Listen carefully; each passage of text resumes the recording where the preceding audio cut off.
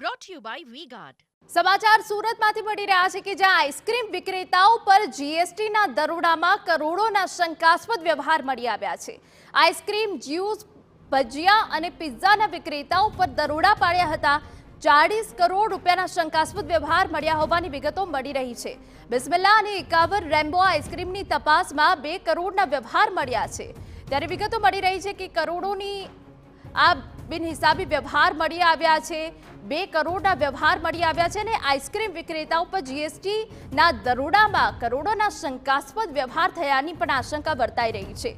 Ice cream, juice, ભજીયા અને પિઝાના વેપારીઓ પર આ દરોડાની કાર્યવાહી કરવામાં આવી હતી।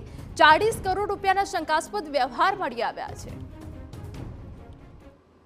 ગુજરાત સ્ટેટ વિજિલન્સ વિભાગ દ્વારા ગુજરાતના અલગ અલગ શહેરોની અંદર આઈસ્ક્રીમ વિક્રેતાઓના દરોડા પાડવામાં આવ્યા હતા। કારણ કે જે રીતે માહિતી મળી હતી કે આઈસ્ક્રીમ વિક્રેતાના જે મોટા જે માથાઓ છે તેમના દ્વારા જે કર ચોરી કરવામાં આવતી હોવાની જે માહિતી મળી હતી અને તેના દ્વારા ગુજરાતની અંદર અલગ અલગ 45 જગ્યા દ્વારા જીએસટીની જે અલગ અલગ ટીમો દ્વારા જે રેડ કરવામાં આવી હતી। ત્યારે સુરત શહેરની અંદર પણ 2 મોટી જે આઈસ્ક્રીમ વિક્રેતા જે છે, એક તો જે બિસ્મિલ્લા અને 51 રેમ્બો, એટલે આ બંને જે અલગ અલગ જે કંપનીઓ છે તે સુરત શહેરની અંદર મોટા પ્રમાણમાં આઈસ્ક્રીમની જે બ્રાન્ચો ધરાવે છે અને તેમના દ્વારા મોટા પ્રમાણમાં કર ચોરી કર્યા હોવાની જે માહિતી સામે આવી હતી ને તેના આધારે ગુજરાત સ્ટેટ વિજિલન્સના અલગ અલગ ટીમો હતી તે છેલ્લા 3-4 દિવસથી જે સર્ચ કરવામાં આવી હતી। તમામ જે સોફ્ટવેરો છે તે ચેક કરવામાં આવ્યા હતા।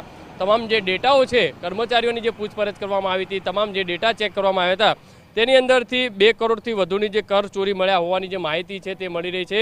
મહત્વની વસ્તુ એ છે કે જે પેટ પૂજા સોફ્ટવેર ઉપર જે આખું આ જે છે કૌભાંડ જે આચરવામાં આવતું હતું કે જ્યારે કસ્ટમરને જે બિલ આપવામાં આવે અને તે તુરંત જ જે સોફ્ટવેરની અંદરથી આ જે બિલ છે તે ડિલીટ થઈ જતું હતું અને આ રીતે જે કર ચોરી કરતા હોવાની જે માહિતી આવી તે સામે આવી હતી। આ બંને જે મોટી જે બિસ્મિલ્લા અને 51 રેમ્બો જે છે કંપની છે તેમના ત્યાંથી મોટા પ્રમાણમાં ડોક્યુમેન્ટ છે તે પણ કબજે કરવામાં આવ્યા છે। સોફ્ટવેર છે તે પણ કબજે કરવામાં આવ્યું છે અને વધુ તપાસ છે તે સ્ટેટ વિજિલન્સ વિભાગ દ્વારા છે તે કરવામાં આવી રહી છે। કેમેરામેન સંજય ચંડેલ સાથે બલદેવ સુથાર, TV9 સુરત।